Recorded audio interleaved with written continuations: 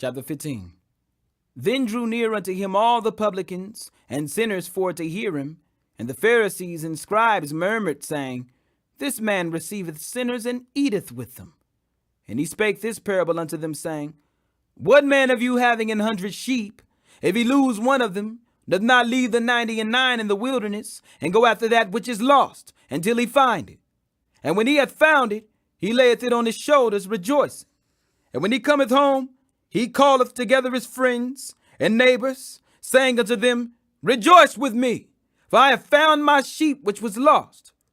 I say unto you, that likewise joy shall be in heaven over one sinner that repenteth, more than over 99 just persons, which need no repentance. Either what woman having 10 pieces of silver, if she lose one piece, doth not light a candle, and sweep the house, and seek diligently till she find it? And when she hath found it, she calleth her friends and her neighbors together, saying, Rejoice with me, for I have found the piece which I had lost. Likewise I say unto you, there is joy in the presence of the angels of God over one sinner that repenteth. And he said, A certain man had 2 sons, and the younger of them said to his father, Father, give me the portion of goods that falleth to me. And he divided unto them his living. And not many days after, the younger son gathered all together, and took his journey into a far country, and there wasted his substance with riotous living. And when he had spent all, there arose a mighty famine in that land, and he began to be in want.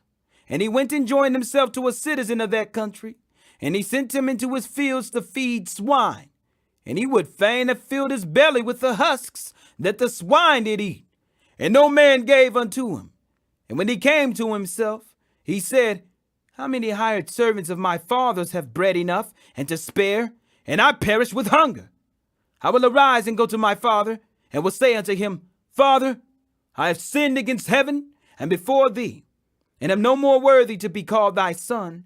Make me as one of thy hired servants.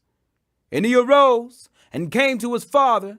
But when he was yet a great way off, his father saw him, and had compassion, and ran, and fell on his neck, and kissed him. And the son said unto him, Father, I have sinned against heaven, and in thy sight, and am no more worthy to be called thy son.